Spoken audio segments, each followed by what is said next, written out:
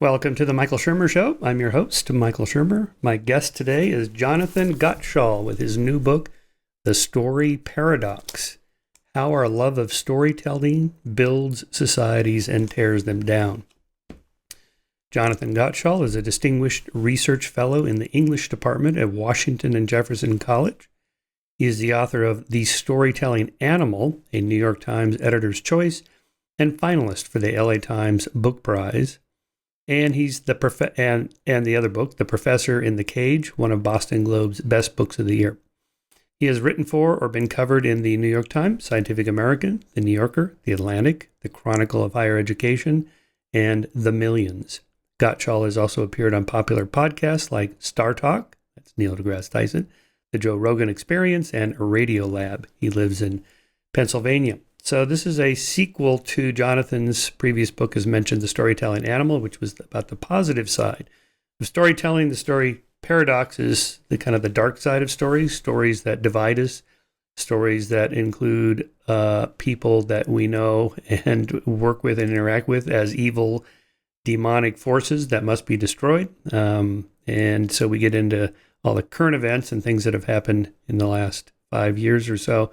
And we dive deep into QAnon and the rigged election conspiracy theories, and these are all stories, and they motivate people. So we get into the structure of stories, why stories are so psychologically compelling, and we get into some of the neuroscience of that, which he studies, and going back, to Plato's time and kind of the history of storytelling, what makes a good story or not a good story, and to what extent religious stories or political stories or economic stories influence how we think about the facts themselves. And so even though Jonathan and I are both pro-science and reason and rationality, there's clearly some underlying structure there, the story of science, the story of rationality, and how we use those stories to tell a different story.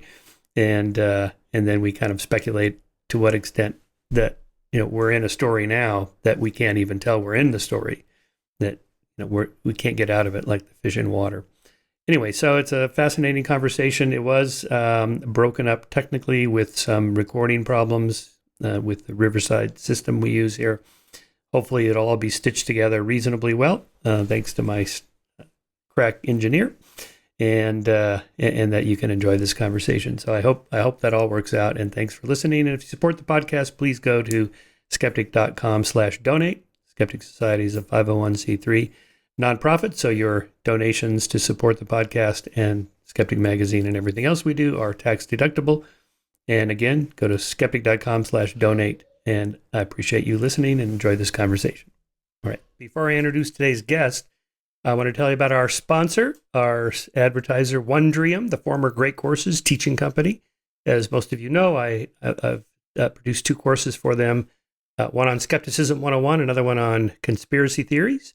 And I'm a big fan. I've been using this service since the 1990s when they used to ship boxes of cassette tapes to my house, and I would listen to them on my Sony Walkman. That's how far back I go with this great company. They've now changed the name from the teaching company to Wondrium, Wondrium. And if you go to wondrium.com/Shermer, you get a 22-day free trial. And after that, you can subscribe or not. I don't know why you wouldn't. It's a great resource. Not only do they have all those wonderful, great courses available, but they have lots of other content, documentary series, Nat Geo films, and lots of content learning programs from other companies, and you just access it through your laptop or your phone. I always use my phone. You just touch on the app, as you know. Opens right up. Here's one that I've talked about before that I've been listening to these. There's 34 lectures in this course on myth in human history, myth. And so they're 30 minutes each lecture. I always listen to them about 1.2, 1.3 speed, depending on how fast the lecturer speaks. Most of them speak a little on the slow side, as do I, when I'm lecturing. So the faster speed gives you, say, 20 minutes. So you could do 2 or 3 lectures a day easily on your commute or workout or whatever you're doing. Other flood myths, cosmic destruction myths, Greek and Norse pantheon myths, the great goddess remembered. There's this theory that civilization used to be worshiping goddesses, not gods. That is more female than male. Myths that would have changed the structure of societies. And anyway, it's an interesting idea. Here's some more. Creator gods, gods and goddesses of India, hero myths. Love the hero myths. All that Joseph Campbell stuff is really fun. Jason and the Argonauts. Monomyths of Rank and Rank and Campbell, Joseph Campbell. And African tricksters, mythic tricksters, the place of myths in mountains, in rocks and lakes, and sacred trees. Anyway, it just goes on. It's fantastic. So here's the deal again. If you go to wondrium.com/Shermer, wondrium.com/Shermer, Shermer, you get 22 free days of subscription. You can just bounce around, try out different courses, different lectures, different films. And if you don't like it, you don't have to subscribe, although I don't know why you wouldn't. It's a great service, so give it a shot. And thanks for listening. And here's our guest, Jonathan Gottschall. The new book is The Story Paradox: How Our Love of Storytelling Builds Societies and Tears Them Down. This is sort of the sequel to your previous book, which was all the positive aspects of storytelling. Now here's the dark side, which is appropriate for 2021, I think, right, given the last 5 years of turmoil. But before we get into all that, why don't you give us a little bit of background? How does one undertake the scientific study of stories, and how did you personally get into that?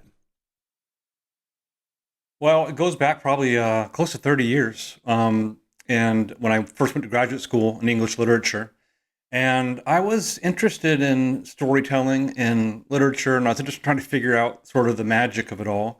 And I showed up at graduate school, and I was quickly disabused of all of my hopes, where I was basically, it was kind of the height of the era of postmodernism and deconstructionism, when everyone had kind of figured out that we really couldn't know anything.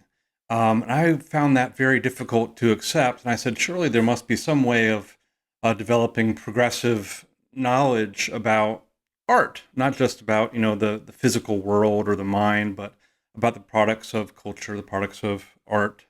And a model was right at hand. It was a scientific method. And so my whole career, at least the early part of my career, was about sort of attacking this old superstition that there was something about storytelling or literature or art that was so spooky and so mushy that it essentially made it science-proof.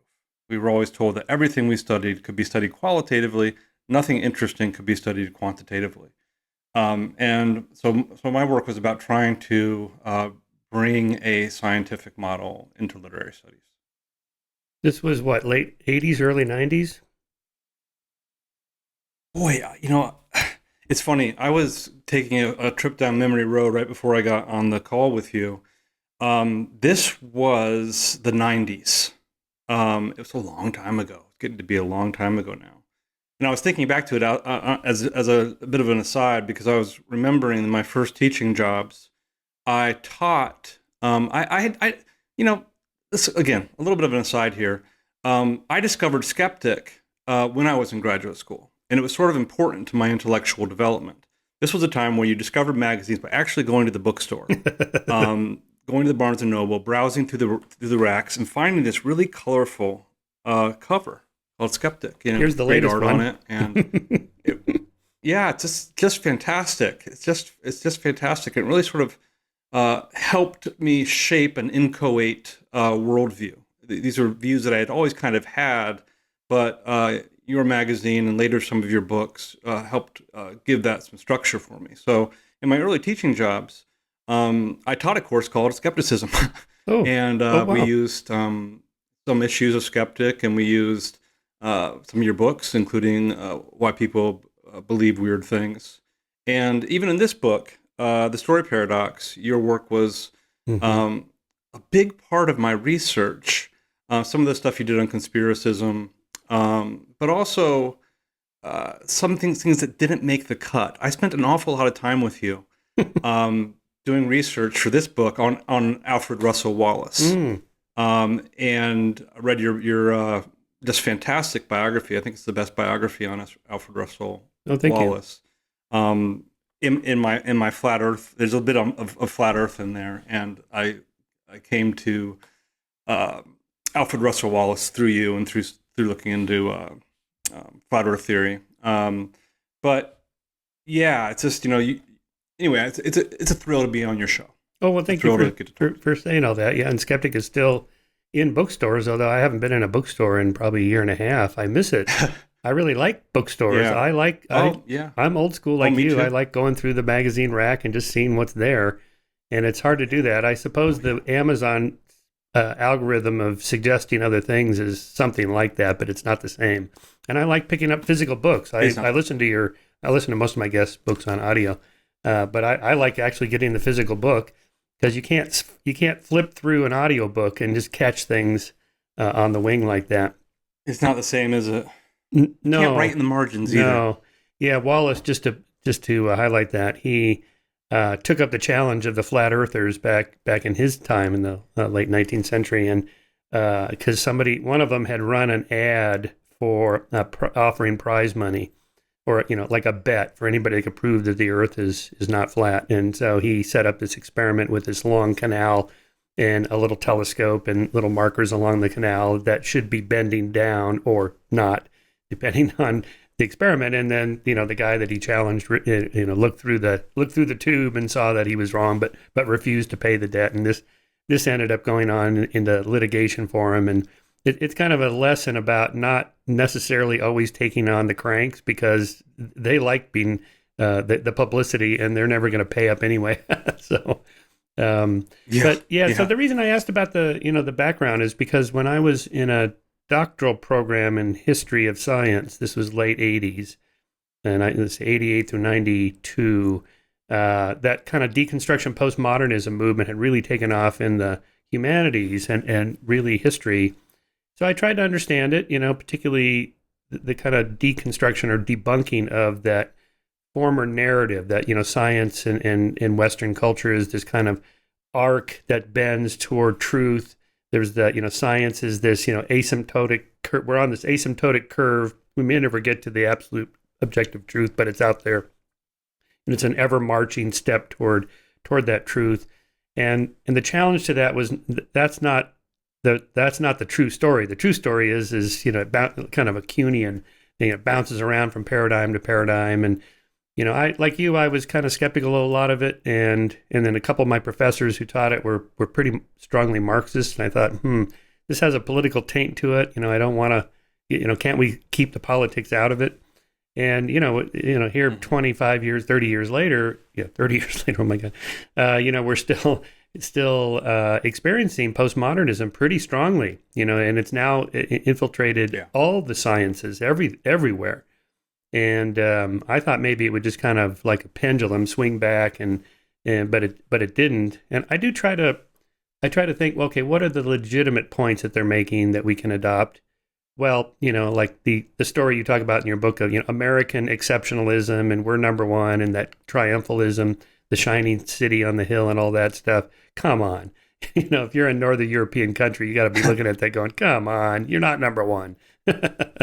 In what category are you number one? And, so I accept that part, and a lot of science was bad science, about women, for example, in medicine, how medical science treated women as just, smaller men or something like this. And, okay, so there's, legitimate, and the fact that if there's not a single woman in the room and you're studying some social phenomenon, you're probably missing out on something. So, talk a little bit about the, sort of the good side of that, of postmodernism and deconstruction. Well, I don't know if I'm prepared to do that. I've been preparing briefs against it for so long. I think there is a certain value in postmodern doubt. I say somewhere in the book that the post-truth era has not been an era where people stop believing the truth is out there. It's actually an era of greater certainty. Everyone on both sides is more and more sure, more and more adamantly certain that they have cornered the truth. And I do think that there is value in doubt. I think that a doubting world, a humble world, a world that's humble about our ability to know things, is a better world. I think it's a prophylactic against extremism. It's a prophylactic against this sort of defining your enemy as a sort of soulless villain. So there's a certain baseline commonsensical way in which postmodernism has quite a lot of value. But no one foresaw that, Donald Trump would come along and become the world's greatest postmodernist. They sort of thought that these tools of thought would only be used by the good guys, people on their side, people on the political left. But this is a sort of nihilistic sophistry that can be used by people across the political spectrum, including people as revolting as Donald Trump. Yeah, that's interesting. You don't think of him as a postmodernist, but in a way, he's saying nothing you see is true. This is all fake news. Listen to me. That is kind of a postmodern attitude. Mm-hmm. Yep. Yeah, interesting.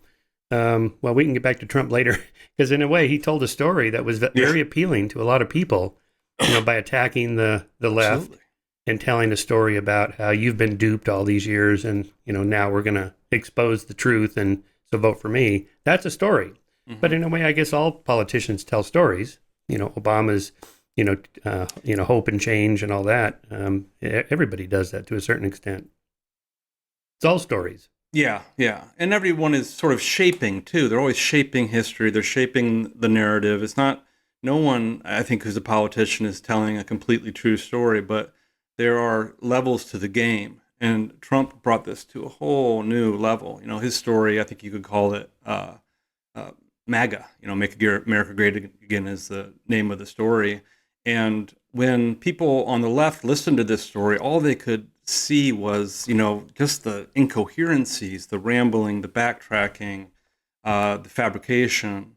Other people, though, didn't see that. There was a sort of endlessly repeated, very vivid, and very primitive story being told about the fall of a great civilization to forces of corruption and greed and betrayal, traitors, very, very clearly defined villains, very, very clearly defined victims, a very, very clearly defined hero, a culture hero, Donald Trump, that was going to lead this civilization back to the land, a golden age. And this was incredibly powerful. This was incredibly captivating. And it was so captivating that he managed to create this sort of alternative reality, this storyland that was so vivid and so compelling to so many people that he's managed to, create this alternative reality and to maroon, about half the country inside this fantastical vision. Yeah, and to be sure, Hillary did not have a good counter story. I mean, she was basically just saying, more of Barack Obama. That's what you're going to get with me, with fine-tuning here and there. That's not very inspirational. Just wasn't, no. No. The one thing that Biden had on. Go ahead. I was going to say my line on that is it's like, a rallying cry around moral progress of how it actually unfolds, which is, what do we want? Slow, gradual legal change. When do we want it? Eventually. No one's going to run down to the courthouse with their placards to march with that. Yeah. The one thing Biden had going for him that Hillary didn't was a clearly defined villain. He was able to... Hillary didn't have Trump to run against in the same way that Biden had Trump to run against. And when you have a clearly defined villain, these are the narratives that tend to be most dangerous and also most compelling to the most people. Yeah, what surprised me, I wonder if it surprised you too, was that, the rigged election, the whole QAnon rigged election conspiracy theory, I thought would go away once Attorney General Barr said, we looked into it with the resources of the entire Department of Justice of the United States and we didn't find any fraud. And then on the fateful day of January 6th, Mike Pence said, no, I'm not going to overturn the election. We're just not going to do that. I thought, well, that'll do it, because usually when the top people in your team say, okay, never mind, we're not telling that story anymore, then the followers go, okay, well, never mind, we'll just do something different. But that's not what happened, amazingly. It's amazing. Yeah, it's absolutely amazing. It's I don't even know what to say about that. Uh, it reminds of religious thinking, this beliefs that are unfalsifiable. Um, it also, I'm struck by when I was first reading Skeptic magazine, for instance, 20, 30 years ago almost. These were always sort of, for the most part, fairly fringe sorts of beliefs. Beliefs in UFO conspiracy theories or JFK conspiracy theories. There was people that believed them, but they were kind of considered to be whack jobs. They were on the fringe. But when you look at the statistics on the people who actually believe in some version of the QAnon story, not every plank of it, not the most crazy vampire pedophile version of it, but at least some aspects of it, or that believe in the big lie about the stolen election. We're looking at majorities of Republicans who believe in at least some aspects of these stories. Tens of millions of Americans believe these stories. It's not fringe at all. It is completely mainstream. And it just makes me wonder whether it's possible for a civilization to exist in an information environment like this and to thrive and to hold itself together. I think we're living in a time that's sort of unprecedented. There was always gatekeepers that kept crazy, baseless stories under some sort of lid, or they promulgated the crazy, baseless story, but it was at least a story that everyone believed in and everyone could get on the same side. Now those gatekeepers, and again, there's problems with the media before the digital revolution occurred that gave everyone a voice. There was bias in the media, very, very strong political bias, but there was at least an effort to be objective, some effort to be objective, an effort to have a sort of semi-peer review process, and there was a sort of a credentialing process. People had to go to journalism school. There was an attempt really to get at the truth, and again, it was very imperfect. But now all these gatekeepers have been bypassed and rendered irrelevant, and now there's just no barrier to a crazy story's ability to spread beyond the confines of your little social network. It can spread out instantly all around the world. And it turns out that what people are looking for when they go to their computer isn't truth. What they're looking for is good storytelling for the most part. And people peddling conspiracy theories or other kind of crazy stories always have an advantage over the truth tellers. The truth tellers have to work within the narrow confines of what actually happened, and sometimes that's really boring. Sometimes you have to say, you know what? There's no story here at all. All I can offer you, there wasn't a moon landing hoax, for instance. The story is the story. There's nothing here to see. That's just not very compelling to people. And the stories that the conspiracists are able to spin can always be worked into the most powerful grammar of storytelling. The grammar of villains tyrannizing over victims and heroes racing to save the day. And what's also interesting about these conspiracy theories, and again, I feel very silly talking about conspiracy theories as though I know something that you don't about these things. But what's also interesting about these things is I think one of the reasons they're so hard to eradicate from people's lives is because the first step in the hero's journey, Joseph Campbell's famous hero pattern, the first step is the call to adventure. There's been some sort of disruption, evil's afoot, bad guys are around, and a hero is called forth to go out on the path, set things right, punish the villains, bring succor to the victimized. And conspiracy theories really sound the call to adventure to every individual believer. You don't consume QAnon passively. You are sucked into the story like a VR event, like a choose your own adventure story. And you become the hero of the story. You're actually taking part in this. It's part of your job to go to the computer and start sleuthing out the cues. And it's your job to help co-author the story, to help write up posts and say, here's what I think is really happening. And it's very hard to give this up. There's so much meaning involved in it. There's so much community involved in it. This You were saying the hero's journey. Well, yeah. So start the hero's journey.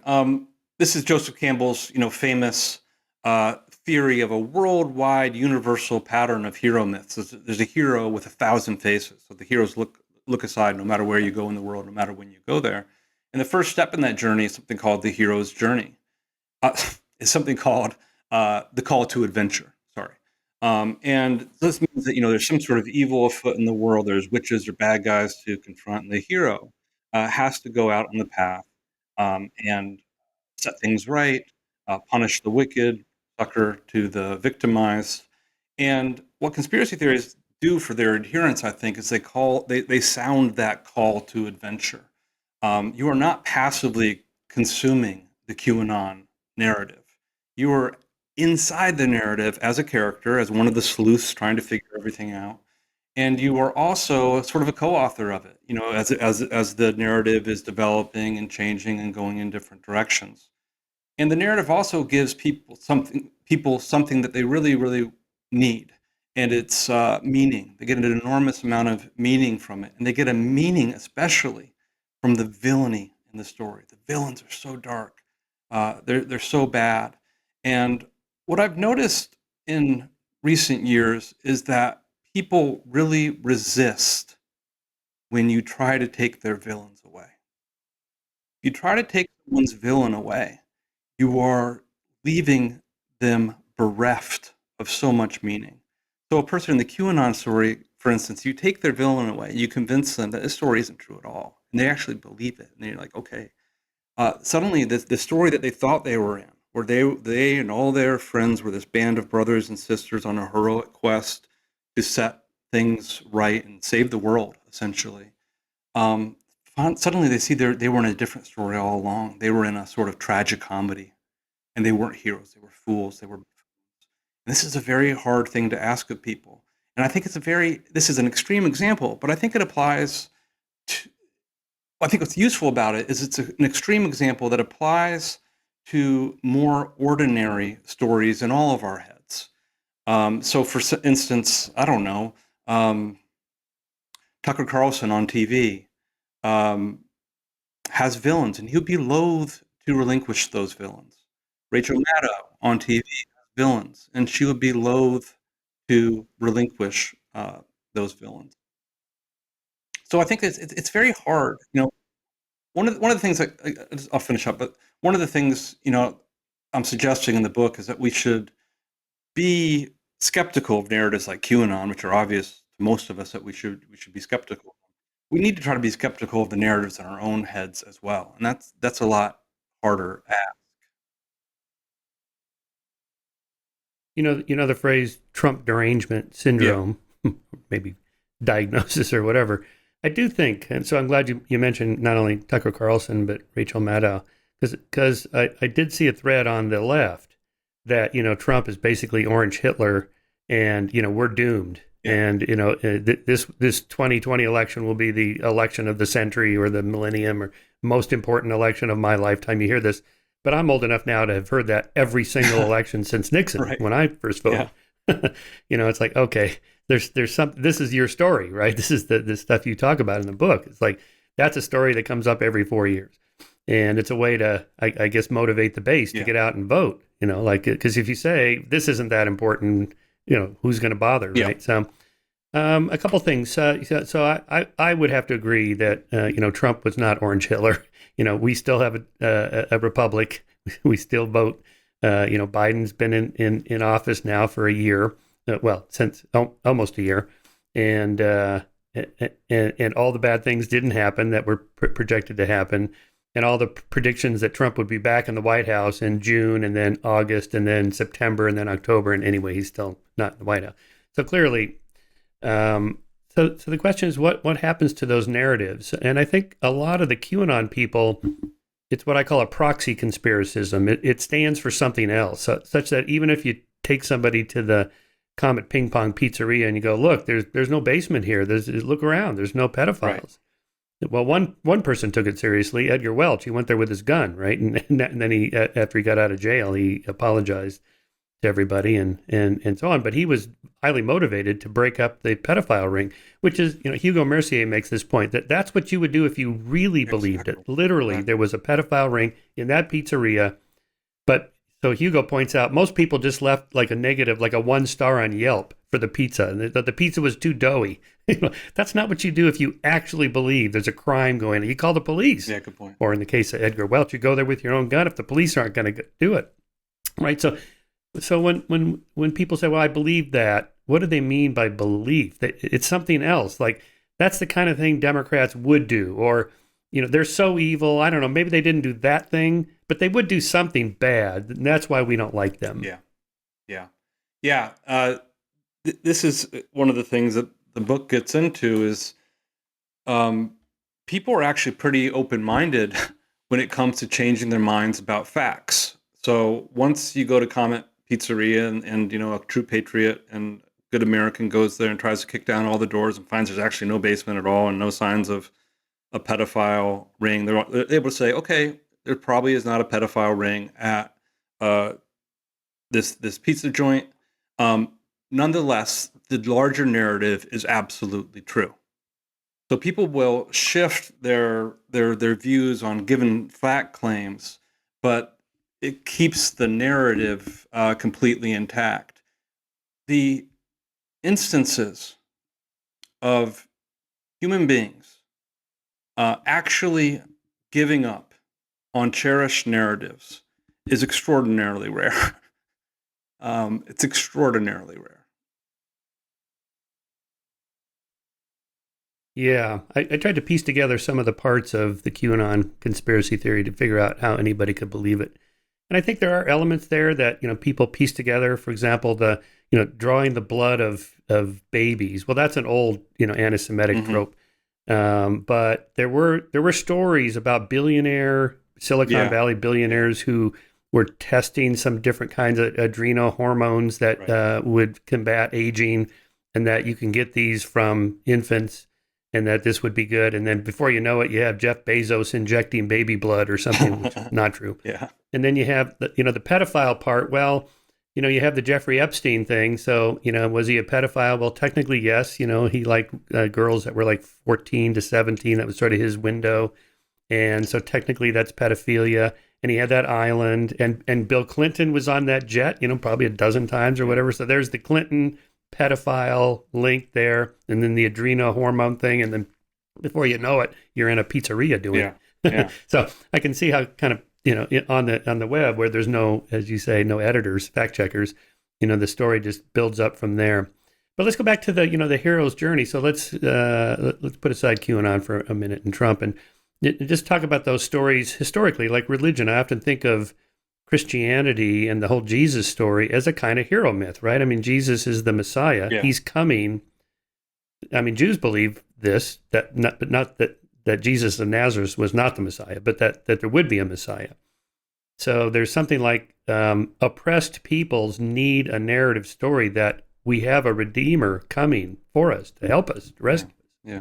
Like the Native American ghost dance, Wovoka, and that the white men are going to go away, and the buffalo will return, and the great American Indian leaders would come back, and you kind of look at it around historically, and it's like that comes up a lot. So is that story linked to oppression or bad times, and something will rescue us? That's a good question. I don't know if I've ever thought about it before. I do think that, I don't want to keep getting sucked back into the black hole Trump vortex, but well, it's okay. It's in the news. I guess what I wanted to ask you more broadly, to what extent are religious stories that kind of hero myth story, or what kind of stories are they? What's the model that they fit in your analysis? It's actually funny. Right now, I'm reading up on Joseph Campbell's, the hero's journey. So this is why this is at the tip of my mind. And he was a mythological comparativist. So he was, he didn't deny that across different mythological traditions, that there were, variations. He didn't say every story was exactly the same, but he was saying in these hero myths in particular, we find these patterns that cross cultures, cross histories, cross geographies. And this has always been sort of a controversial model. But, in my work, I've sort of continued the search for sort of literary universals, trying to find something, what is actually universal in human storytelling. And maybe I'll just go into that just a little bit. So one thing that's interesting about storytelling is we think of it as this kind of wildly creative, artistic genre. And in many ways, it is. But no matter where you go in the world and no matter when you go there, you tend to find the same basic patterns and the same basic obsessions in the stories that people tell. So what's a story? Everywhere in the world, a story has a character, a protagonist. And the protagonist is struggling towards some sort of goal. Crucially, for me, this is one of the key components of storytelling everywhere, including in our dreams and our children's make-believes and the stories we tell at bars, is stories are about trouble. Stories are very, very rarely about people having good days. Stories are about people having bad days. Often the very, very worst days of their entire lives, and they're struggling to gut through. At the same time, stories, as corny as it sounds, they tend to have some sort of moral or ethical dimension. A very strong pattern across storytelling traditions everywhere in the world is the theme of poetic justice. Most of the energy of a narrative is driven by your fear that the antagonists won't get what they deserve, your fear that the protagonists won't get the happy ending that they deserve. And it all adds up to a way of structuring meaning. So story is sort of the natural way that human beings take raw information and raw events and they process it into meaning. But there's a problem here, that this universal way of constructing stories, I call it a universal grammar of storytelling, tends to distort meaning in reliable ways. Story is the natural way that humans process raw events and raw information into meaning. But there's sort of a side effect here, and it causes us to reliably produce a sort of distorted meaning and a distorted view of the world. Stories are so obsessed with trouble, problems, pain, struggle, that they tend to lead us to believe that the world is a much worse place than it actually is. Stories also, secondly, overrepresent agency and underrepresent chance. So shit never just happens in stories, or it does sometimes. It would be like a coincidence early on in the story, some role of luck, but especially in the resolution where meaning is really established, there's very little role for luck, for shit just happening. There's always somebody responsible for the shit. And that leads me to the most dangerous part of the universal grammar, which is an overrepresentation of villainy. So we have a temptation to say, hey, here's all, the world is enormously troubled. There's all these problems in the world, our stories tell us. Why? Because there's bad people. There's these bad people out there. We call them antagonists. We call them villains. And unlike the protagonists of our stories, they're very simple. They're not complex, round characters like we get in our fictional heroes. They're one-dimensional people. They're sort of monsters running these sort of appetite algorithms. All they want is more and more. They want to consume. They're greedy. They want more. They lust for money and sex and power and fame. And so when we proliferate stories, we also proliferate villains, and we proliferate us-them thinking. We tend to think about storytelling as this really wonderful human capacity. It produces all this empathy, all this love and understanding, but we tend to lose track of the fact that there's a very different sort of empathy-dependent energy circulating in our stories. And it's circulating fast, and it's circulating hard, and it wouldn't be wrong to call it hate. We hate the villain of the story. There's a philosopher I quote in the book, I think his name is Fritz Breithaupt. I might be pronouncing that wrong. Fritz Breithaupt. And he has this term he calls empathetic sadism. So stories, yeah, they generate empathy, but they also generate empathy's inverse, which is a sort of moral blindness to the humanity of whoever we force into that one-dimensional villain's role. And empathetic sadism is this joy, this lust, this pleasure we have in seeing the villains in our stories punished. When the good guy either captures or humiliates or kills the bad guy, we feel good about this. We want to see that bad guy suffer. And the problem is that we don't just apply this way of thinking only to fiction. We apply it to all of our narratives, including our political narratives. And this is the sort of thing that's leading us right now in America in these incredibly polarized times to villainize the people on the other side of the political divide in the most primitive way and the most dangerous way, I think. I think it leads to really a specter, really, of sort of societal dissolution. Which is I don't know if that sounds hysterical to say that, but no. I wonder if think we're not on some kind of slope that leads in that direction. Certainly, that element's not new, but the spread of it happens much more rapidly now than, say, in Shakespeare's time or whatever. I think the point you make in the book about, this tapping into the negativity bias, I think it's strong. So here, let's just think about that. There's far more ways for things to go bad and wrong than things to go well for us. It takes a lot of energy put into the system to push back against entropy and the second law of thermodynamics, which is not agency. It's just the universe running down. That's what it does. And there's no reason why things should go well for us. We have to kind of make it go well. So there's a reason why our psychology is attuned to negative things. So you discuss this in the book, Roy Baumeister's research on this, and Paul Rosen, the other one who coined the term negativity bias, that, there's far more words in in English language for bad things and good things, negative emotions than positive emotions. Bad things that go wrong in the day are remembered much longer than the good things that happen in the day. You may, on social media, you may have 100 positive clicks to something you posted, but that one asshole that said something, that stands out, that, and behavioral economics, losses hurt twice as much as gains feel good, and on and on. So a story that just sort of shows something unfolding slowly, gradually getting better is boring. Our psychology is attuned. We want the negative thing because that's the thing that stands out.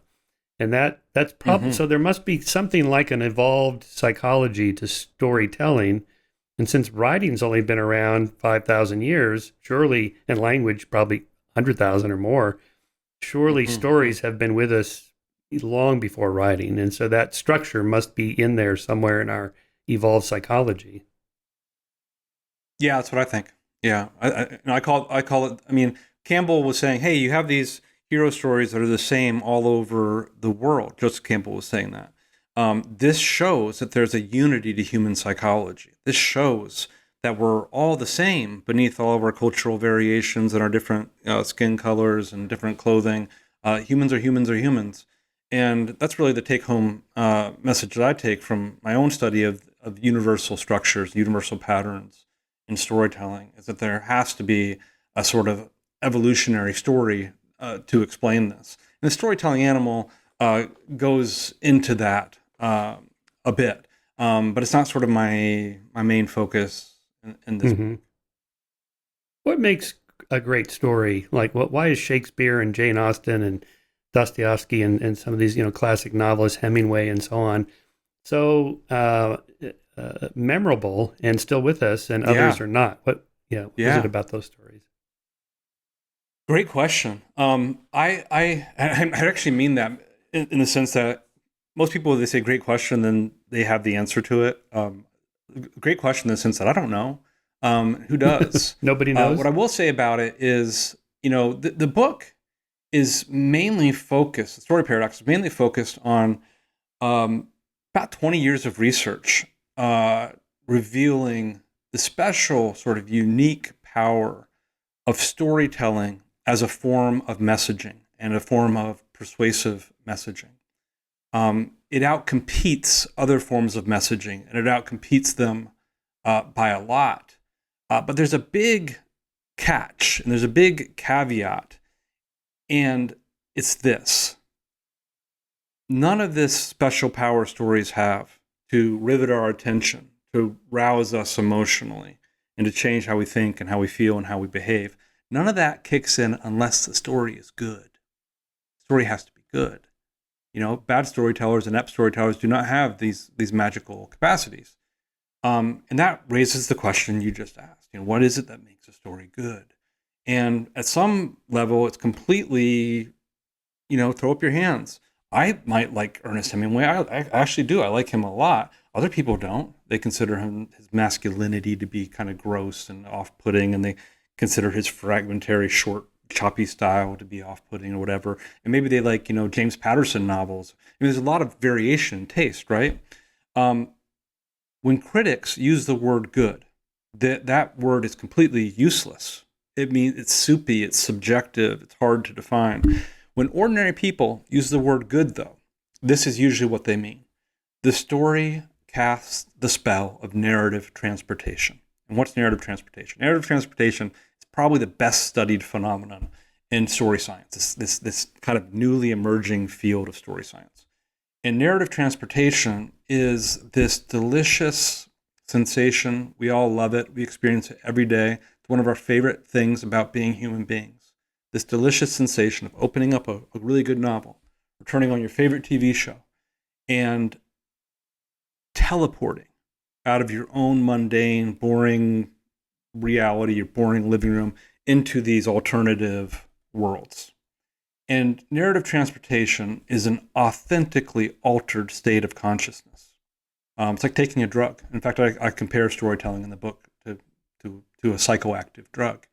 It's a drug. Let's call it a drug now. It's a drug that brings on this state of intense, heightened attention that can last for hours on end. Nothing else in human life can rivet our attention in quite that way for quite so long, and give us this sensation of time flying by. And most importantly, it's a state of high suggestibility. People are more open-minded when they enter into Storyland, which is the nice way of putting it. Another way of putting it is that people are a lot more gullible when they enter into a good story and they're under the trance of narrative transportation. They're much easier to mold and to manipulate. So the key factor mediating almost all of what you can measure about storytelling as a medium of communication is, does it produce narrative transportation or does it not? Interesting, right. You talked about the willing suspension of disbelief, a phrase I really like, but you make the important point that it's not something you consciously do. If the story is good, It just happens. Your brain just snaps into the story without even thinking about it. That's right. Yeah, that's Coleridge's famous phrase saying that, the enjoyment of a story, let's say a fantastical story like his story, the poem, The Rime of the Ancient Mariner. He says that in order to enjoy that poem, you first have to go through a willing suspension of disbelief. Like you have to say to yourself, well, you know what? I know this is a fanciful story, and I know there's really, let's say you're talking about Beowulf. There's no monsters. Grendel isn't real. Beowulf probably wasn't real. None of this stuff is real. But I'm just going to turn off my skepticism for a while so I can enjoy this ride. But that's not how it happens at all. If the story is good, the storyteller just invades our mind and takes over. And will has nothing to do with it. They can override our will. I told this story that I cut from the story paradox, but I really love it. I just couldn't find a way to work it in. I had gone into a really deep dive on Plato and Plato's Republic, and I'd written a lot about him and a lot about Socrates. And some of my early readers were just like, "Oh, I just can't take it. This is killing me. This is like a undergraduate philosophy class." And I agreed. So I cut it down. But Socrates Plato's Republic is a story told in the first person by Socrates, the sort of a real guy, but also sort of the richest literary character in ancient history.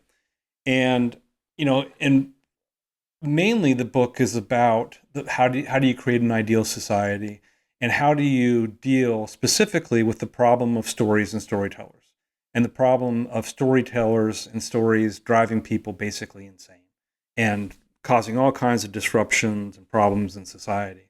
And famously, he says early on in the book, well, here's what we do with the storytelling problem. We just take all the storytellers, we march them out to the edge of town, and we throw them over the city wall.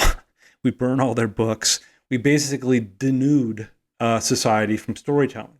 And that's all people kind of remember about Plato's Republic vis-a-vis storytelling. But he quickly backs off that. He says, this probably isn't going to work. And he tries out some other options. And at the end, he seems to be kind of like this out of, these stories are a big problem, but all these things that I'm recommending are just probably not going to happen. We're probably not going to throw the storytellers over the wall. And we're probably also not going to, at least in the near term, be able to co-opt all stories. We're probably not going to be able to throw the storytellers over the wall. We're probably also not going to be able to co-opt all storytellers and co-opt their messaging capacities for the propaganda needs of the state, which is another sort of big solution to the problem of storytelling. So he says this: nothing's going to happen right now. So I need to think about myself. What should I do to combat the power of storytellers in my own life? And there's this really kind of funny scene, which I'll sort of dramatize and exaggerate a little bit. But he says, like, from now on, whenever I go to the theater, and crucially, he says, whenever I go to the theater, he's not going to stop going to the theater. He likes plays too much. Whenever I go to the theater, I'm going to sit there in the back row, and as the play is going on, I am going to recite in my own head all of these warnings against storytelling that I've been giving throughout the book. So he's basically going to be sitting there in the back of the theater saying, "Don't let them get you. Don't let them get you. Don't let them get you. Don't let the storytellers take over. Don't let their magic work on you. Resist. Protect your mind from their manipulative powers." But it's such a hopeless vision of sort of like, how are we going to deal with this problem? Well, we'll all just sort of resist the spell of narrative transportation. But Socrates, sitting in that theater, is going to get tired, and he's going to give in. And so this is a real problem, the problem of storytelling in human life. Story does all these wonderful things. So as no one doubts, story is a really, really positive thing in human life, too. This is the story paradox. Stories are the very best things in the world. They do all kinds of good, and they're also the very worst things in the world. They're at the root of civilization's greatest evils. But how to maintain the positive aspects of storytelling while somehow ejecting or getting rid of the negative aspects of storytelling is a really hard challenge. Yeah, well, that's the importance of your book, and that's why you wrote it. And I think it should get out there more because we're living through that kind of dark side. Here, I was thinking of a couple threads. Paul Bloom's book Against Empathy, kind of outlines the psychology of being super empathetic to your tribe, your group, your political party, your religion, but that makes you even more hostile toward outsiders. You talked about this, in-group amity and out-group enmity. That it just kind of jacks up our psychology of threats from the other who are going to challenge the people I love the most, that I really empathize with. That's the kind of dark side of empathy, which is part of your dark side of storytelling, because that's what stories are doing is kind of hijacking our natural empathy psychology. Another thread I was thinking about was how difficult it is not to be skeptical if it's a good story. Like, when I remember watching The Ring, and, I don't believe any of this stuff, or The Exorcist, use that as another example. I'm a hardcore materialist. I don't believe in any supernatural stuff. So there's no demons there, there's no paranormal forces out there. I don't believe in any demons or any of that kind of stuff. But yet watching those films, I just get totally sucked in. My blood pressure goes up. Mm-hmm. I get goosebumps, the sweating and just total fear. And the Hollywood has this down so well with the way they edit and cut and the music. and the camera's going down the hallway, and there's the door, and then the door opens up, and it's like, oh my God. Yeah. So, Yeah. skepticism is just totally irrelevant. Science, whatever reason, That's doesn't right. matter. If it's a good story, Right. you can't resist it. You can't resist it. That's a good point. That's a great example. I don't know if you remember, but early in the book, I tell this little story of my own. I call it "The Girl in the Woods," and it's sort of a thriller scenario or a horror scenario where this girl is kind of hiding in the closet, and maybe there's a bad guy outside, and she's running through the woods and being chased by this person, and it's sort of a classic sort of story scenario of a young woman in danger. And what's cool about that is that if you knew, if that girl were hooked up to the right machinery, you'd be able to tell that she was having a flight or fight reaction. Her blood pressure was raised, her hair was erecting, her heart rate was higher, her brain was being flooded with endorphins that would change her tolerance for pain and give her more tolerance for pain, and so on. There's a whole host of effects, and that's okay. We all know that. What's interesting is that the viewer watching at home. So if you were watching that movie at home, and scientists snuck in and hooked you up to the right machines, they'd find a muted version of that fight or flight response going on in you. So there's something really one of the things that makes story so powerful is that whatever is happening to the character isn't just happening to them; it's happening to us as well.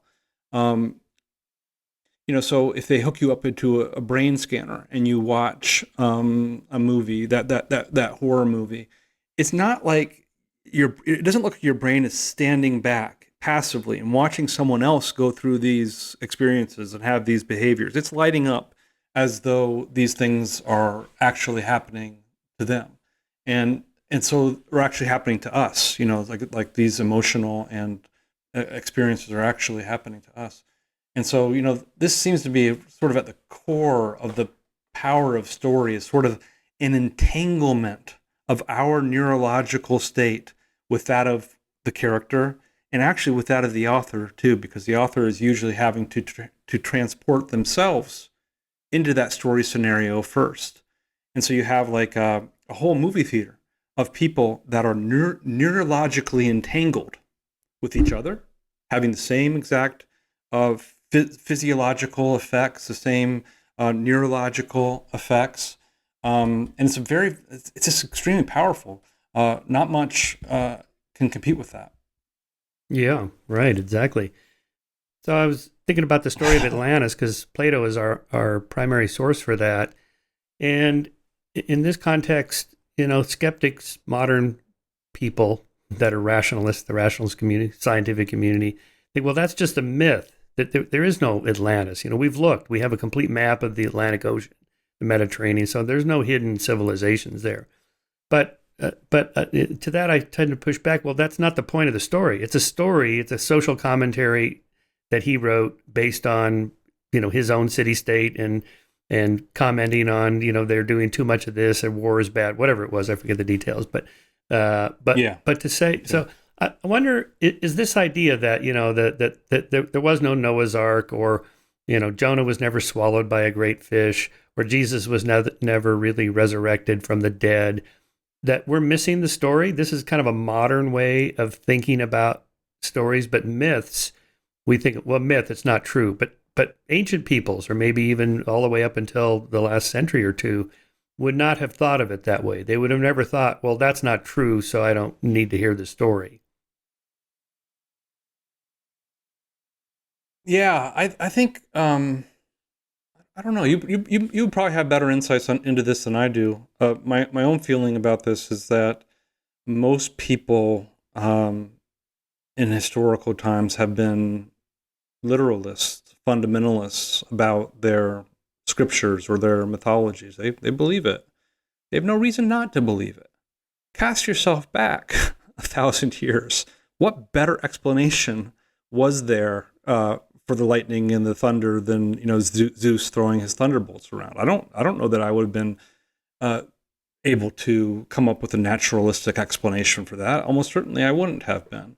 You would have been um, marinating in these stories since your birth.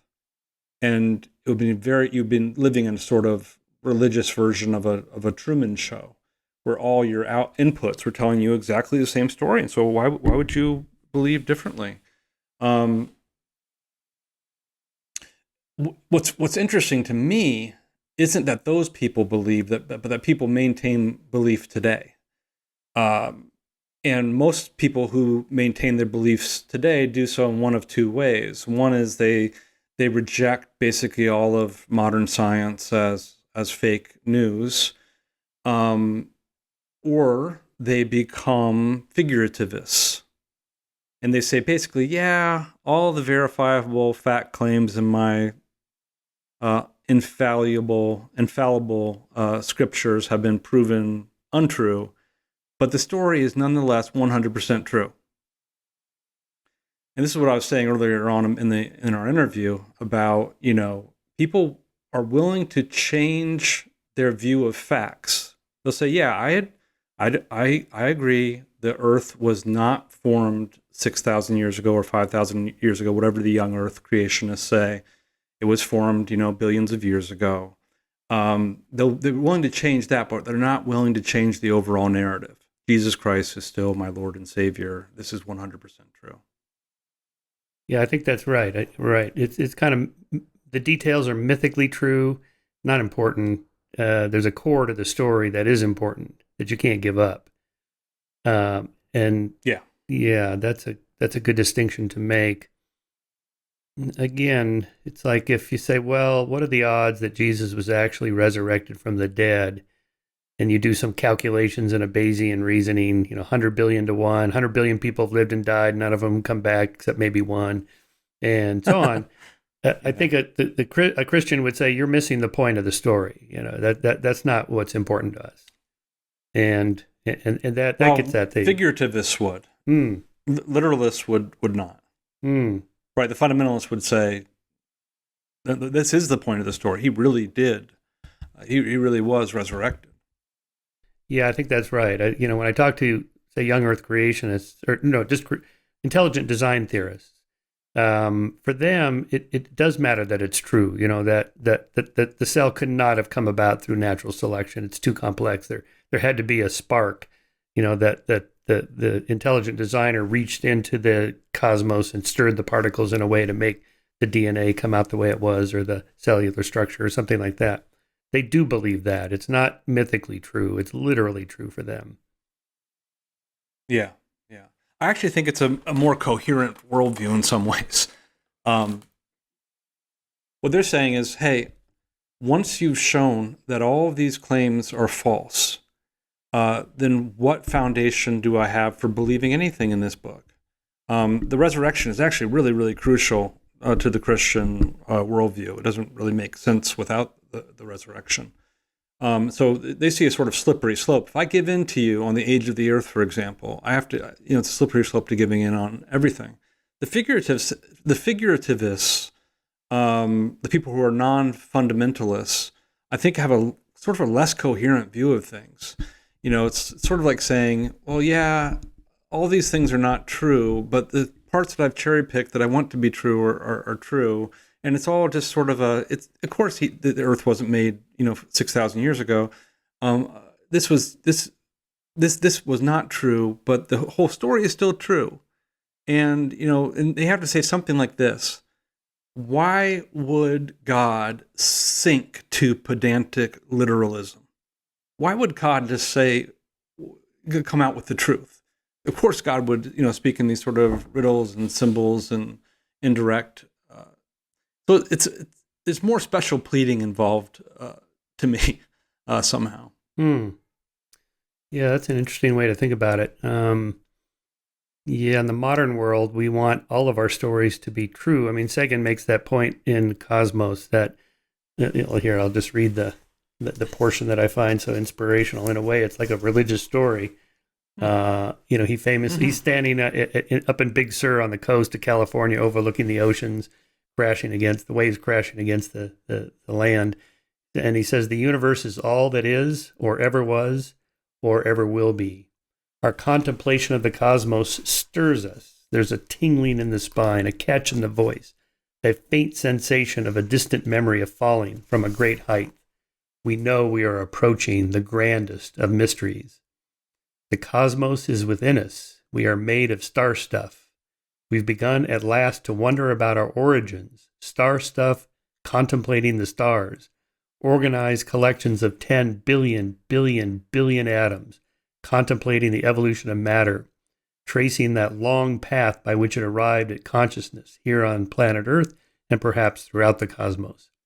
Our obligation to survive and flourish is owed not just to ourselves, but also to that cosmos, ancient and vast, from which we spring. Man, that is good storytelling in a way, but his point is that... Yeah, he's a beautiful writer. But it's true. I mean, he also makes this point, but our story is true, whereas the religious stories are not true. And again, we're back to that. What do you mean by that, by true? Well, this is one of the things that gives me the most, where I'm a little bit, what's the word I'm looking for here? Where I'm worried.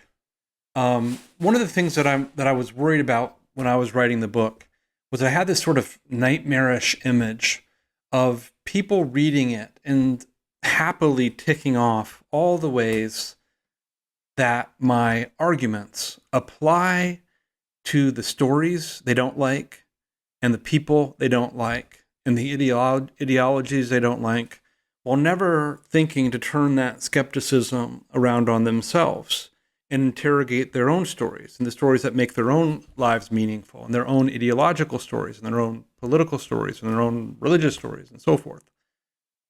And I do think that good citizenship sort of requires this. It's easy to go poke holes in the other guy's stories. We do it all the time. The left is ravaging the right.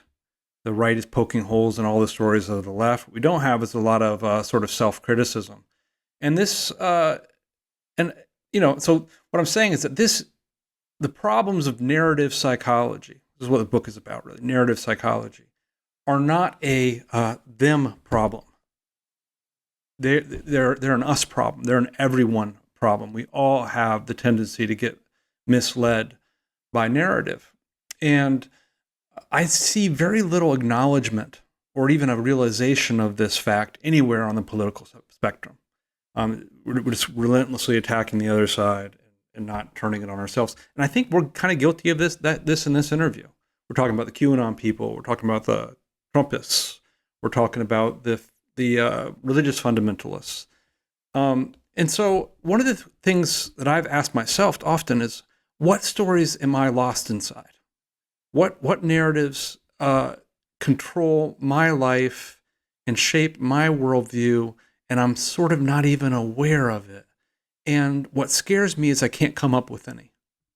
I think they must be there, but I don't know about them.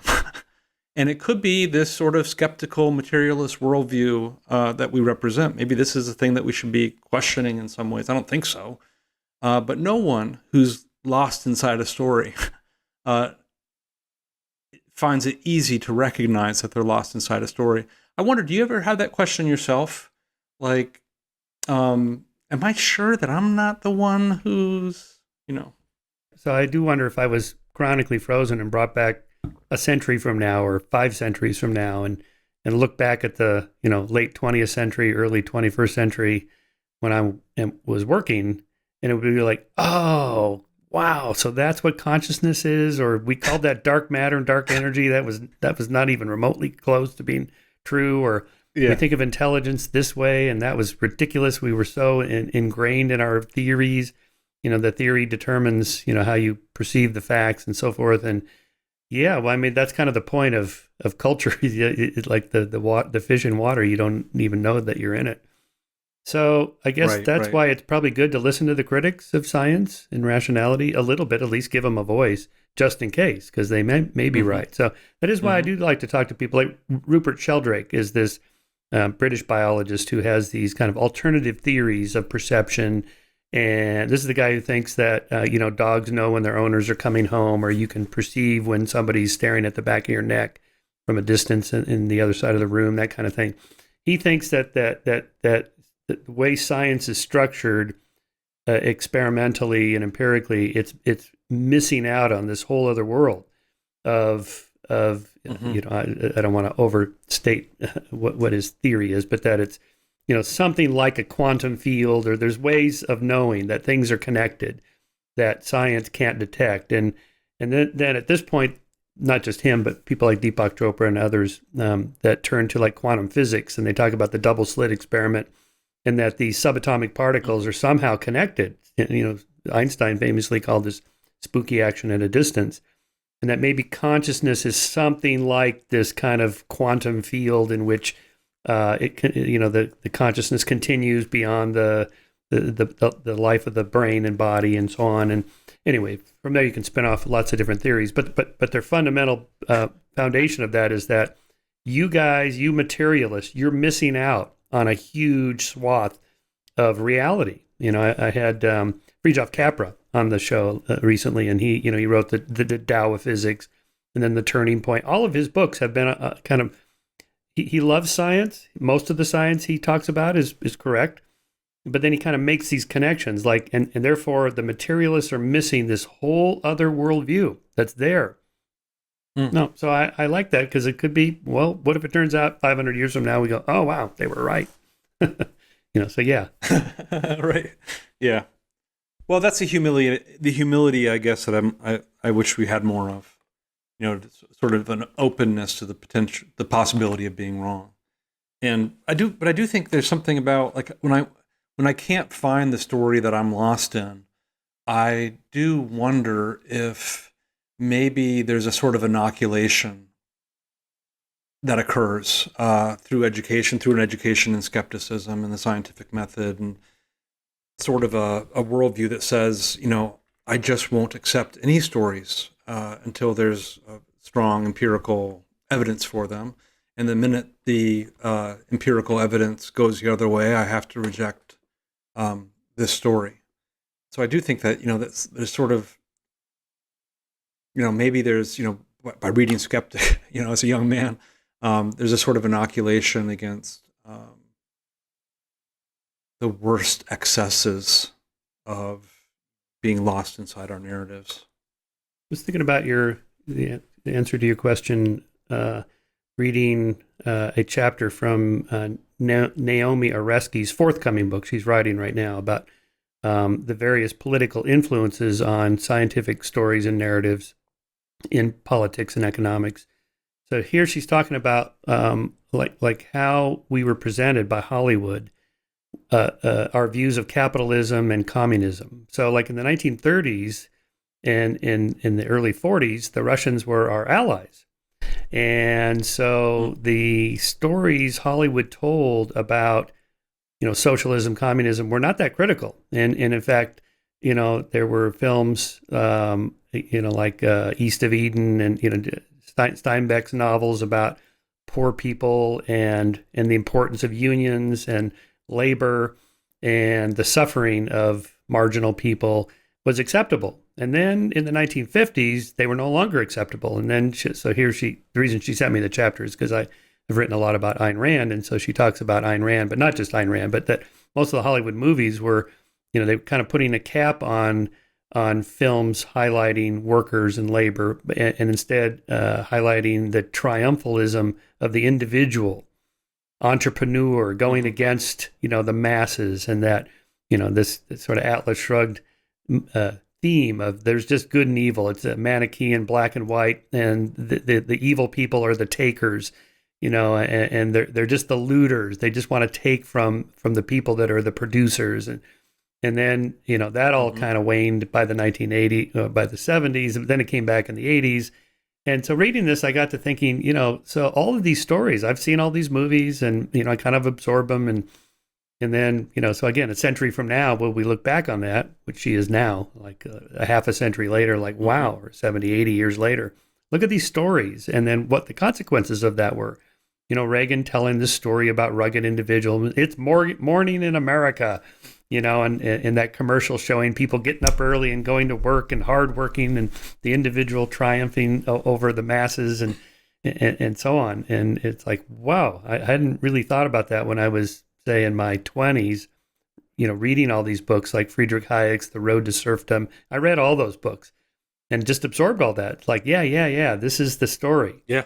And now I look back and go, yeah, those were pretty influential on me. Okay, interesting. Yeah. Oh, yeah, that's interesting. Yeah. So you are saying that there has been a sort of, that you might have been lost a little bit, at least in the Randian story and the Hayek story. That's interesting.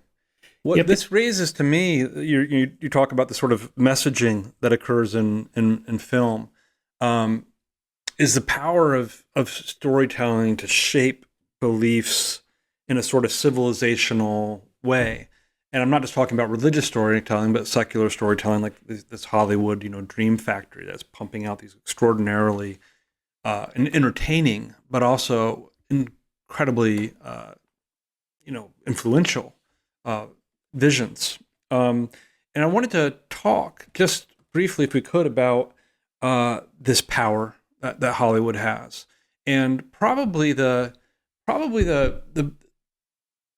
one of the biggest social revolutions to occur in the recent decades is a complete, shocking, flabbergastingly fast conversion of our views on homosexuality and gay marriage, and sort of acceptance of different sexualities, genders, and so forth. And this has happened so fast that it really flummoxed social scientists who expected these shifts to occur over, generations rather than over, a couple, 15 years or something. And they give TV a lot of the credit. Shows like Will and Grace, shows like Schitt's Creek. Schitt's Creek is an example of a show that I've watched recently, which completely normalizes gay life. It's really not even mentioned as like something interesting about these characters that they're gay. They're just gay people, going through sitcom adventures. There's no politics to the show. There's no bad guys. There's no bad guys in red hats showing up to menace the gay guys. And these depictions have been shown, like if you watch like likable gay characters on a sitcom, your own attitudes of tolerance reliably go up. Your prejudice reliably goes down. And so social scientists have credited these sitcoms, these TV dramas, with this massive social transformation. There's a way to screw it up, though. The research sort of suggests that if you have it sort of an overt politics where guys in red hats show up to oppress the gay guys, people on the right sort of turn off. Like, okay, this is just more left-wing political propaganda. And it made me think of all this because I was watching the Netflix film last night, Don't Look Up. Have you seen it? I saw it. Yeah. I was going to ask you about that. Yeah. So it's kind of I was kind of fascinated by it. It was sort of an allegory of global warming and the sort of potentially catastrophic effects we're facing, a sort of suicide trajectory we seem to be on. But it sort of dramatizes it in the form of a comet. There's a comet speeding at the Earth. We're facing this extinction event, and people just want to deny it. People don't want to deal with it. People want to go on with their lives. And I thought it could be a very powerful film and a very powerful in changing people's attitudes towards this and really making us more urgent in dealing with this. But I think the film made a mistake, and it put the red hats in it. It couldn't resist a villain story where basically you have the president, Meryl Streep, who's sort of a Trumpian figure, and she has sort of a little Donald Trump Jr. Figure following her around. And they just couldn't help giving it a political dimension. And then the story becomes just preaching to the choir. People who are tempted to wear red hats realize that this is an attack on them, realize that they're being converted into the villains of the story, and don't watch it or turn it off. And you're just preaching to the people who are already converted. So it ties into a larger lesson to me. It's that the story paradox is that stories are the best things in the world and also the worst. And when it comes to sort of suggestions for how do we cope with this, ironically, like one of my suggestions is that we should keep telling stories, because stories are not just the problem. They're at the heart of all the hopeful solutions. So stories really are uniquely powerful, really, in generating empathy and connection across barriers and making us understand what it's like to walk in somebody else's shoe. They really can bring people together, but only if we can resist this giddy temptation to cast people on the other side as the villains in our morality plays. And right now, this is what we're doing. This is what a film like. Again, it's not egregious in Don't Look Up, but it is there, converting the other side into the villains of the story.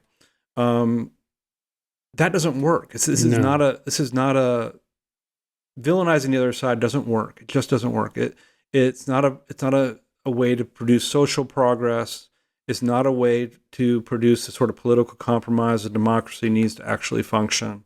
To me, it seems just a way of prosecuting a civil war, a cold civil war of rival stories that's always sort of amping up and escalating towards something much worse. So what I would have liked in that movie, and I think how it would have worked better, is don't put caricatured Republicans in the White House. Put Democrats in the White House. What? I mean, this whole global warming thing hasn't happened under the watch of Democratic administrations and Republican administrations. And so I feel like they kind of tragically neutered their film. Yeah, I definitely agree with you on that. I enjoyed the comedy elements, and the way it opened was entertaining. But then, the Meryl Streep character went, just so far into the MAGA world of overstatement that it was like, come on, just hitting us over the head with a club. And then the Jeff Bezos character, I guess that's who that was supposed to be, or stand in for the billionaire industrialist that's going to take advantage of the guys. Comet. Elon Musk, maybe. Yeah, maybe Elon Musk, just like, come on, just, that's really the attitude you have about, Republicans and billionaire industrialists. Because anybody watching that is in those camps, they're, you're right. They're not going to go, oh, that's the way we are. Yeah, we need to change. Oh. Yeah. Because they'll look at that and go, these people are clueless. This is not the way we are. And anyway, so I thought that was unfortunate, although it was entertaining because it was amazing how many big stars they had in that film. And so it's, that they can get that many for something like that. That's just a streaming film. It'll never be in theaters, I presume. So, yeah. So again, just you're back to your story structure. You have this quote from Joseph Goebbels. The story Joseph Goebbels was telling: Aryan knights battling Jewish evil in humanity's last great stand. I mean, that's just such an old story, but sold in such a way that here's the Tree of Life killer story, the guy that shot up the Tree of Life synagogue, which he looks like a monster to most of us because he just goes in and randomly shoots people. And then your interpretation of the story he's telling: I'm not the monster, I'm the good guy who sacrifices everything to slay the monster. And then I was thinking about just kind of riffing here. I had some quotes from some QAnon YouTubers. One guy says, have you ever wondered why we go to war, or why you never seem to be able to get out of debt? Why there is poverty, division, crime? What if I told you there was a reason for it all? What if I told you it was done on purpose? And then he later says in the video, I'm excited. I'm happy. Once you know the information, you're not in fear. You're like empowered. You're excited. You can't wait for justice to go down. You can't wait for the kids to be saved. You can't wait for the bad guys to be put in jail. That's a powerful story. Yeah. And imagine how hard that guy's going to fight against you taking that story from him. That gives him all that happiness, all that meaning, all that. Suddenly he's not insignificant. He's incredibly significant. He's also a knight in humanity's last great stand against true evil. Hard to give that up. I consulted with the Netflix series Explained, the Vox production. Yep. 30 minutes. They're really well done. Anyway, they did one on brainwashing and anyway, so we found this woman who was a QAnoner, And again, most of these people that went to the Capitol Dome that day or that followed, they're not like tinfoil hat wackos living in their parents' basements. They're like normal people with good jobs. This woman was like a super successful PR, um, whatever entrepreneur. She had her own PR company, and attractive, married, kids, living the good life. I think from Texas. But she said her life was actually pretty boring compared to what QAnon offered. Like, oh my God, we have this, incredible thing going on, and I'm going to give all this stuff up I'm doing, which is kind of daily life, even though it's quite successful, to get in on this. And it got to the point she even played, because she had it recorded on her phone, where her husband gave her an ultimatum. If you don't drop this, I'm taking the kids and we're leaving. And she's like, bye-bye, because I'm not giving up this story. It's like, oh my God, that's incredible. Yeah. If you really believe it, it's the most important thing in the world. What could be more important? Oh yeah, and I had what Edgar Welch told.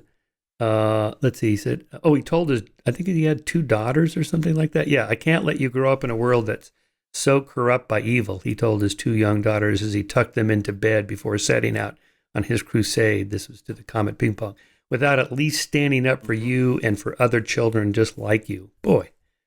Yeah. I mean, so when imagine, as you would say, he gets there. I think this is where, like, again, I'm guilty of this. I think we've been guilty of this. It's of lampooning the other side, or like, making fun of them or villainizing them or whatever. But all of these QAnon people and the guy who goes into Comet Ping Pong and even the Tree of Life shooter, they're acting out of an impulse that has some sort of nobility to it. Like, if you are really deep inside the QAnon story, and this, which overlaps with the stories of COVID-19 conspiracism, and it links into the plot of the big lie, the election was a hoax and all that kind of stuff. If you are inside that story, then going to the Capitol and raiding and sacking and pillaging the Capitol becomes not an act of treachery or perfidy. It becomes an act of truly heroic patriotism. And I do feel like we have to generate some sympathy for these people. They're not bad people. In fact, I think they are good people. They're acting out of truly altruistic motives, and they are making a tremendous self-sacrifice in many cases for what they consider to be a greater good. And so I feel like the sympathy we should have for people who fall into these beliefs is something like this. Almost everything that we have inside of our heads, we didn't come up with it ourselves. We got it from somebody else. Almost all the information in my head was, I believed because someone told it to me. And I think that these people just had sort of the misfortune first to encounter and then to believe the wrong storytellers. But they're not bad people. They've adopted bad stories. In that chapter that Naomi Oreski sent me about this influence of media on our attitudes, she quotes Edward Bernays' 1928 book titled Propaganda. The conscious and intelligent manipulation of the organized habits and opinions of the masses is an important element in democratic society. Those who manipulate this unseen mechanism of society constitute an invisible government, which is the true ruling power of our country. We are governed, our minds are molded, our tastes formed, our ideas suggested, largely by men we have never heard of. 1928. Yeah, it's almost amazing. A century ago. Wow. Yeah, and it's really good. It's only really gotten worse. So, are you worried about social media nefarious influence on storytelling and spreading it? And there's a lot of discussion about to what extent they should be regulated, or the harm they're causing to teenagers and all that. What are your thoughts on that aspect of it? I'm not sure I have anything too deep to say, but this goes back to something I said early in our discussion. It's that societies have always had a sort of system that kept people within the same universe of stories. So if you lived in a sort of traditional tribal society, you'd have tribal elders that told you the stories that were going to govern your society and tell you what your values were and tell you who you were as a people. And in more modern times, we had sort of gatekeepers who controlled the flow of stories and kept us sort of on the same page. Even if it was the wrong page, we were still on the same page. We were still sort of unified as a society. And I do worry that these, I call it in the book that we're living now inside a sort of big bang of storytelling, this sort of shockingly rapid expansion of the universe of stories in every conceivable direction. And it's to the point now where the average American is consuming 12 hours of media per day. It's almost impossible to believe that number. Whoa. 12 hours of media per day. Not all of it's storytelling, but most of it probably is. And people have talked a lot about the problem of being trapped in different information environments and what a disaster this is for our society. And the only thing I would say about that is like a sort of small distinction, but I think an important distinction. It's that the thing to worry about is not so much, having different facts, different fact environments, different information environments is bad. But facts alone are pretty inert and pretty harmless. Facts become dangerous. Even false facts become dangerous when they're worked into powerful narratives. So what I worry about is not so much a fracturing of the media as a fracturing of what the media delivers, which is mainly storytelling. And it's these stories, political stories, ideological stories, conspiracy stories, slanted news stories, demagogic stories, and so on and so forth, that are kind of driving our society mad in both senses of the word. They're driving us mad in the sense of driving us into these epidemics of irrationality, and they're driving us mad in the sense of revving up our rage and our mutual hostility. And I do think that this has coincided with the digital revolution. This was made possible by the digital revolution. Storytelling Animal was written, it was published in 2012. This is a sort of prequel to the story paradox. That means it was kind of researched in 2008 and 2009 and written in 2010. That was a very different world. It's a very different world. This was a world where social media existed, but we thought it was kind of a wonderful thing, and people talked about social media in sort of utopian terms. It was a time when portable computing, iPhones, it existed, but most of us still had flip phones. The whole mobile computing revolution really hadn't occurred. Obama was in the White House. It was a different political environment. The world has changed massively over these last 10 or 12 years. And in a way that has sort of brought into very sharp relief for me the darker sides of storytelling that I sort of didn't ignore, but sort of passed over quickly in the storytelling animal. And so, yeah, I'm extremely worried that without some way to control the spread of crazy stories, I don't know how we get back on the same page. I don't know how we coexist with each other. I don't know how we reach any sort of political compromise. I don't know how we avoid either, if not coming apart as a country, then getting so frozen that progress is impossible. Yeah, you've almost just described one of Ray Kurzweil's singularity curves that happens by, well, he predicts like 2040, 2045, something like that. But of course, his singularity is a utopia, but what you're describing is quite the opposite. So it could be he's right, but wrong on the valence. I've been reading stuff about the coming civil war, either literally or metaphorically. So I do wonder in the coming midterms next year, 2022, and then the next presidential election, 2024, people have been talking about the coming civil war, basically because of these divisive stories that are polarizing us so much. I don't know if I go that far. Trump could not have actually pulled off a coup without the military. that's what it takes in other countries where this happens. But maybe a metaphorical civil war through these competing stories. I don't know. What do you think about that? Oh, I think we're in a metaphorical story war right now. I think we're living inside a sort of cold civil war of storytelling where both sides are sort of villainizing the other side. They're telling stories, with radically opposed heroes, villains, victims.